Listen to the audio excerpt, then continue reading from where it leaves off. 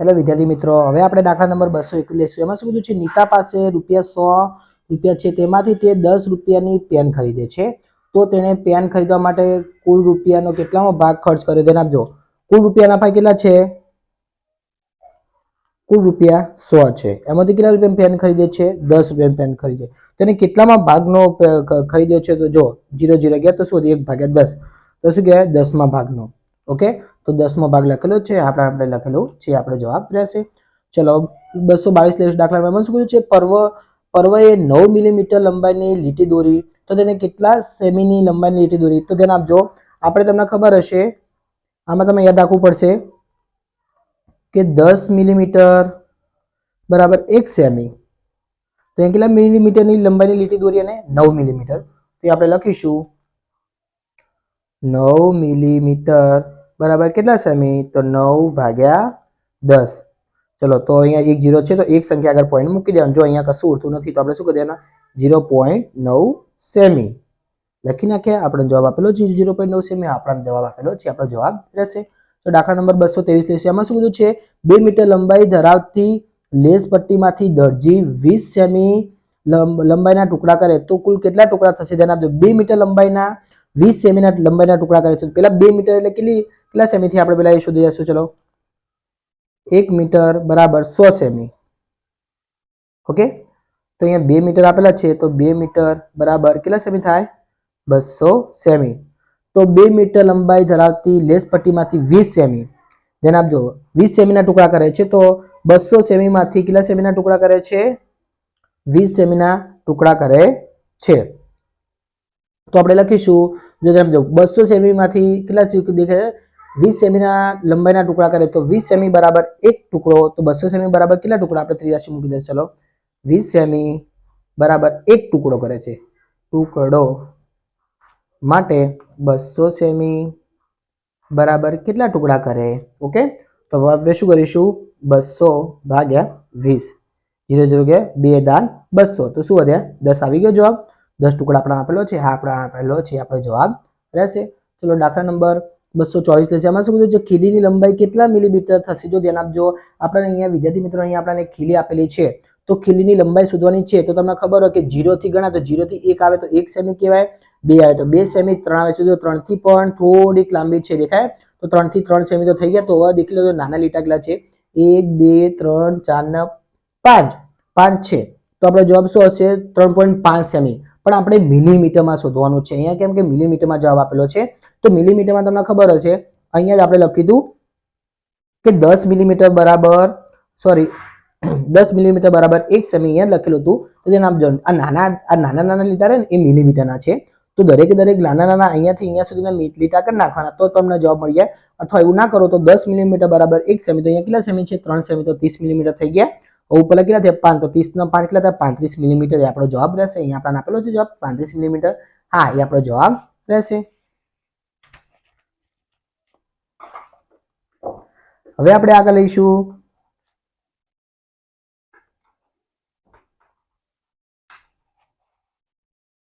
ચલો દાખલા નંબર 225 ની અંદર શું કીધું છે, મીણબત્તી A અને મીણબત્તી B ની ઊંચાઈનો તફાવત ખાલી જગ્યા સેમી છે। ધ્યાન આપજો, મીણબત્તી A ની ઊંચાઈ કેટલી છે?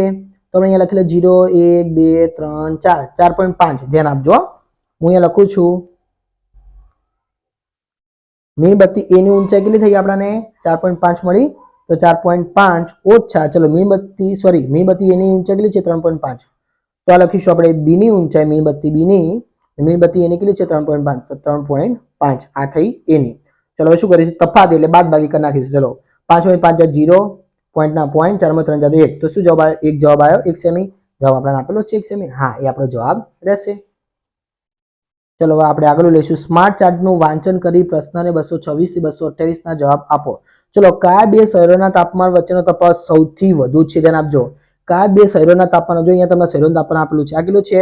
21.1, 19, આ 13.3, આ 1.3, જો ના 33.4, ઓહો કેટલું બધું કહેવાય, કહેવાય કે ના કહેવાય?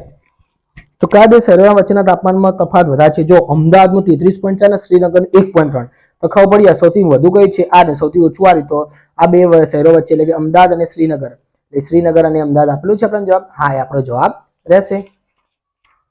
ચલો હવે આપણે આગળનો પ્રશ્ન લઈશું. એમાં શું કીધું છે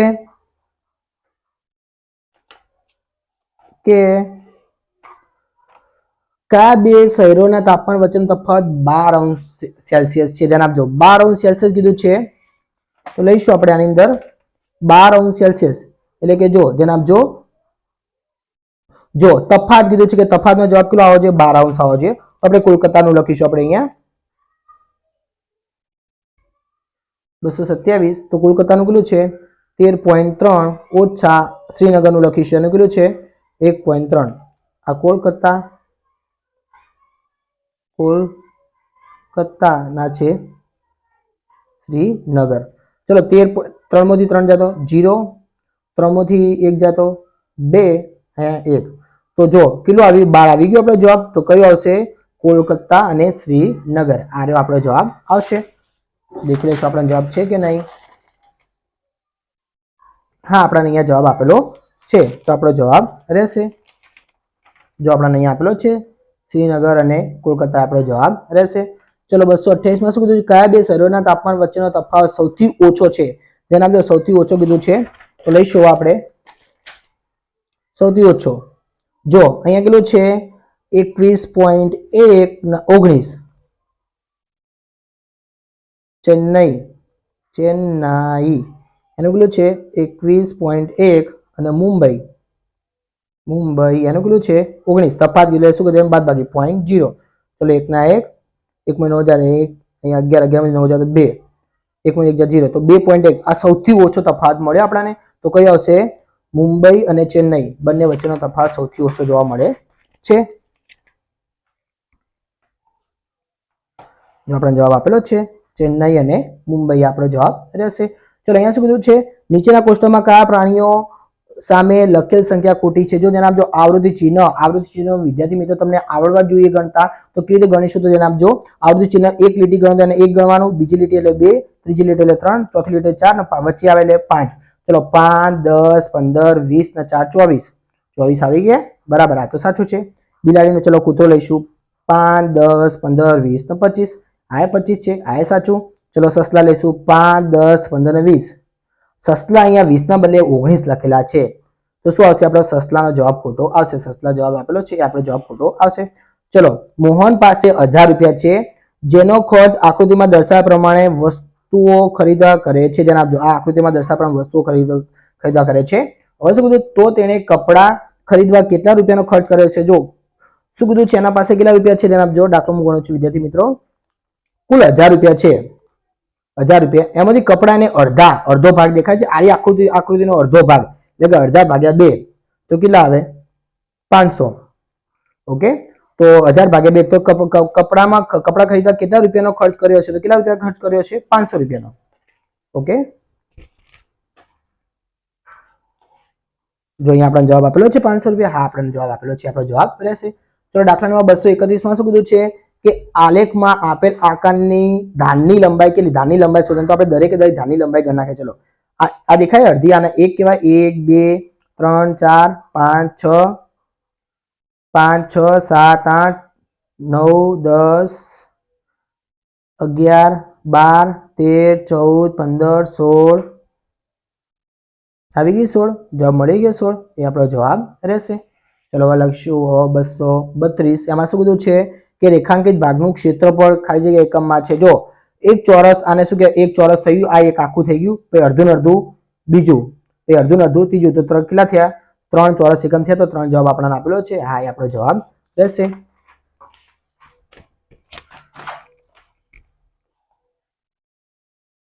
દાખલા નંબર 233 માં શું કીધું છે? રામજીભાઈનું ખેતર 50 મીટર લાંબુ અને 30 મીટર પહોળું છે, જ્યારે સુરેશભાઈનું ખેતર 60 મીટર લાંબુ અને 20 મીટર પહોળું છે. તો નીચેમાંથી કયો વિકલ્પ સાચો બને? તો ધ્યાન આપજો વિદ્યાર્થી મિત્રો, અહીંયા રામજીભાઈના ખેતરની હદ વધારે છે, અહીંયા સુરેશભાઈના ખેતરની હદ વધારે છે કે બંનેના ખેતરની હદ સમાન છે? અહીંયા સમાનની વાત કરી છે. ધ્યાન આપજો. પછી અહીંયા શું કીધું છે? આપેલ તમામ વિકલ્પ સાચા છે. ચલો અહીંયા રામજીભાઈનું ખેતર કેટલું કીધું છે? 50 મીટર લાંબુ અને 30 મીટર પહોળું છે. તો અહીંયા તમને ખબર પડી હદની વાત કરી છે. તો 50 ને 30 80 દુ 160 થયા. ચલો અહીંયા કેટલું આપેલું છે? 60 ને 20 80 80 દુ 160. બંનેના હદની લંબાઈ સરખી કહેવાય. કેવી રીતે કહેવાય? જો હું અહીંયા દાખલો ગણું છું, જરા વિદ્યાર્થી મિત્રો ધ્યાન આપજો. આપણે જો પેલા આપણે રામજીભાઈ નું લખીશું. રામજીભાઈ, જો ખેતરની હદની વાત કરી એટલે તમને ખબર પડી શેનું સૂત્ર, કોનું સૂત્ર મૂકીશું? પરિમિતિનું. તો ચલો લંબચોરસ થાય. જો 50 મીટર 30 મીટર લંબાઈના પહોળાઈ અલગ અલગ છે એટલે લંબચોરસ શું થશે? તો લંબચોરસનું ક્ષેત્રફળ 2 કૌંસમાં લંબાઈ વત્તા પહોળાઈ. તો 2 કૌંસમાં 50 કેટલા આપેલા છે? 50 વત્તા 30. 50 ને 30 કેટલા થાય? 80. 80 દુ 160. આ થઈ ગયું રામજીભાઈનું. ચલો હવે લઈશું આપણે બીજા. કોણ હતું? સુરેશભાઈનું ખેતર હતું. તો સુરેશભાઈનું ખેતર 60 મીટર લાંબુ અને શું કીધું છે? 20 મીટર પહોળું. ચલો સુરેશભાઈ, એમ હું લખીશ સુરેશભાઈ, તેનું 2 કૌંસમાં લંબાઈ વત્તા પહોળાઈ. જો વિદ્યાર્થી મિત્રો ધ્યાન આપજો. હવે 2 કેટલું છે? 60 મીટર લાંબુ અને 20 મીટર પહોળું એમ કીધું છે ને. ચલો લઈશું હવે. તો 60 વત્તા 20 તો 2 80. 80 દુ 160. જો બંનેની ખેતરની હદની લંબાઈ કેવી થઈ? સરખી થઈ. તો આપણો કયો જવાબ આવશે? સી જવાબ આવશે. બંનેના ખેતરની હદની હદ સમાન છે. ઓકે, ચલો 234 લઈશું. શિક્ષકે વર્ગખંડમાં 200 ચોરસ સેમી માપનો લંબચોરસ બનાવવા કહ્યું છે વિદ્યાર્થીઓને. તો પછી શું કરે છે? જો ધ્યાન આપજો. તો મીનાએ 10 સેમી ગુણ્યા 20 સેમી માપનો લંબચોરસ બનાવ્યો. કીધું કેટલું કીધું છે? 200 ચોરસ સેમી વાળું કીધું છે. ચલો આપણે લઈશું 234. તો ચલો શું બનાવવાનું? લંબચોરસ બનાવતો. લંબચોરસનું ક્ષેત્રફળની વાત થઈ. લંબચોરસ બનાવવાનું કીધું છે. તો ચલો 10 ગુણ્યા 20 એટલે 20 દાન 200. આ તો બરાબર છે. ચલો કઈ છે? મીના વાળું બરાબર છે. તો બીજું શું છે? રેહાની. રેહાની એનું કેટલું કીધું છે? 40 ગુણ્યા 5. ચલો 5 ચોક 20 ને 1 0 લગે નાખ 200. આનું બરાબર છે. પછી કેટલું છે? મંથને. મંથને એને કેટલું કીધું છે? 50 ગુણ્યા 4. ચલો 5 ચોક 20 ને 1 0. આ 200 બરાબર છે. ચલો હની. હની લઈશું. એનું કેટલું થાય? 15 ગુણ્યા 20 એટલે કે 15 દુ 30 અને 1 0 300. આ તો 300 આવ્યું. તો આપણે શું જવાબ આવશે? હની વાળો જવાબ આવશે. દેખાય છે હની વાળો? તો કોને ખોટા માપનો લંબચોરસ બનાવ્યો? તો કોને ખોટા માપનો બનાવ્યો લંબચોરસ? હનીએ બનાવ્યો. જો હનીનું કેટલું મળ્યું? 15 ગુણ્યા 20 એટલે 300. 300 ના થવું જોઈએ. ચલો દાખલા નંબર 235 છે. એમાં શું કીધું છે? નીચે આપેલ કઈ ઘટનામાં પરિમિતિનો ઉપયોગ કરવામાં આવશે? પરિમિતિ તમને ખબર પડી. પરિમિતિનો મતલબ શું કે? ચારે બાદનો સરવાળો. ચલો વર્ગખંડમાં લાદી બેસાડવી. એ તો તમને ખબર પડી. લાદી બેસાડી વર્ગખંડની અંદર લાદી બેસાડી તો ક્ષેત્રફળ શોધવું પડે. ગણિતના પુસ્તકને પૂઠું ચડાવ. ગણિતના પુસ્તકને પૂઠું ચડાવો તો કેટલું લાંબુ છે ટૂંકું? એના માટે ક્ષેત્રફળની જરૂર પડે. હવે માર્કશીટ પરિણામ પત્રને લેમિનેટ કરવા, એમ લેમિનેટ કરવું હોય એના માટે પણ ક્ષેત્રફળની જરૂર પડે. પણ ચિત્રને ફ્રેમિંગ કરવા માટે આપણે કોઈ બી ચિત્ર હોય અને આપણે ફ્રેમ ચલાવી હોય તો એના માટે ચારે બાદની વાત ચાલુ ચાલે. તો પરિમિતિમાં શેમાં થયું? ચિત્રને ફ્રેમિંગ કરવા માટે પરિમિતિની વાત ચાલુ. જવાબ શું આવશે? આપણો ડી જવાબ આવશે. ચલો 236 લઈશું. એમાં શું કીધું છે? 1200 વિદ્યાર્થીઓ પિકનિક ઉપર જાય છે. તેમના માટે એક જ સરખી 40 બસની વ્યવસ્થા કરેલ છે. તો દરેક બસમાં કેટલા વિદ્યાર્થીઓ બેઠા હશે? જો શું કીધું છે? 1200 વિદ્યાર્થીઓ પિકનિક જાય તેના માટે એક જ સરખી 40 બસની વ્યવસ્થા કરેલી છે. તો આપણે શું કરીશું? આ તો સૌથી સહેલામાં સહેલો દાખલો છે. તો ધ્યાન આપજો વિદ્યાર્થી મિત્રો. 1200 વિદ્યાર્થીઓ છે. 1200 વિદ્યાર્થીઓને કેટલી બસની સુવિધા છે? 40 બસની. ચલો ગયા. પછી 4 તરી 12 એટલે 3 અને 0. તો એક બસમાં કેટલા વિદ્યાર્થીઓ માં? 30 વિદ્યાર્થીઓ. તો શું લાગે? બસમાં કેટલા વિદ્યાર્થીઓ બેઠા હશે? દરેક બસમાં તો કેટલા બેઠા હશે? 30 વિદ્યાર્થીઓ બેઠા હશે. ચલો 237 લઈશું. રોશનીબેનના ખેતરમાં 125 આંબાવાળા વાવેલા છે. તો દરેક ઝાડને દર કલાકે 2 લીટર પાણી આપે છે. તો 12 કલાકમાં દરેક ઝાડને કેટલા લીટર પાણી આવે છે? ધ્યાન આપજો. કેટલા છે આંબા? 125 આંબા છે. દરેક ઝાડને એટલે કે એક આંબાને 2 લીટર. તો 125 આંબાને કેટલું થાય છે? આપણે રીતે શોધી લઈશું. જો એક આંબાને એક આંબો બરાબર 2 લીટર. તો કેટલા આંબા છે એવા? 125 આંબા બરાબર કેટલા લીટર?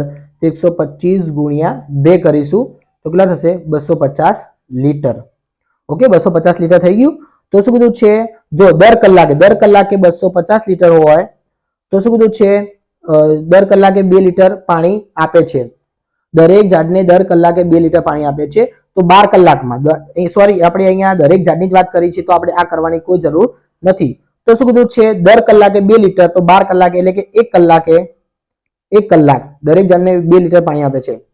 તો 1 કલાક બરાબર 2 લીટર તો 12 કલાક બરાબર કેટલા લીટર પાણી આપે છે? દરેક જાતની જ વાત કરી છે તો આપણે આ સૂત્ર મૂકીશું, આ મૂકીશું નહીં. ચલો હવે 12 ગુણ્યા 2 એટલે 12 તો કેટલા થાય? 24 લીટર. જવાબ આવી ગયો આપણો, આપેલો છે જવાબ. હા, એ આપણો જવાબ રહેશે. ચલો દાખલા નંબર 238 લઈશું. એમાં શું કીધું છે? 4 મીટર લંબાઈ અને 3 મીટર પહોળાઈ ધરાવતા કાપડના એક ટુકડામાંથી 50 સેમી લંબાઈ ધરાવતા કેટલા ચોરસ ટુકડા બની શકાય છે? જો અહીંયા આપણને લંબચોરસ આપેલું છે તો લંબચોરસમાંથી શું કીધું છે? લંબાઈ અને પહોળાઈ આપેલી ધરાવતા કાપડમાંથી 4 મીટર લાંબુ છે અને 3 મીટર પહોળું છે. તો એ કાપડમાંથી શું કીધું છે કે આપણે ટુકડા બનાવ્યા છે, 50 સેમી ધરાવતા ટુકડા બનાવવા છે તો કેટલા ટુકડા બનાવી શકાય? તો આનો તો સીધો જવાબ છે 48 ટુકડા બનાવી શકાય. ચોરસ ટુકડા બનાવો તો 48 ટુકડા બનાવી શકાય. અને શું કીધું છે? 24 ગુણ્યા 60 બરાબર 10 ગુણ્યા કેટલા થાય છે? તો કે 10 ગુણ્યા 4 કરે 10 ચોક 40. એ આપણો જવાબ આવશે. ચલો દાખલા નંબર 240 માં 1 કિલોગ્રામ લોટમાંથી 30 લાડુ બને તો 17 કિલોગ્રામ લોટમાંથી કેટલા લાડુ બને? તો 240 1 કિગ્રામાંથી કેટલા લાડુ બને છે? 30 લાડુ. તો 17 કિગ્રામાંથી કેટલા લાડુ બનશે? થઈ ગઈ રાશિ. તો શું કરીશું? 17 ગુણ્યા 30. ચલો 17 તરી 51, 1 0 લખી દો તો 510 લાડુ. 510 લાડુ જવાબ છે. હા, આપણો જવાબ રહેશે. તો વિદ્યાર્થી મિત્રો, તમને મારા વિડીયો ગમ્યા હોય તો તમે મારી ચેનલને લાઈક, શેર અને સબસ્ક્રાઇબ કરવાનું ભૂલતા નહીં.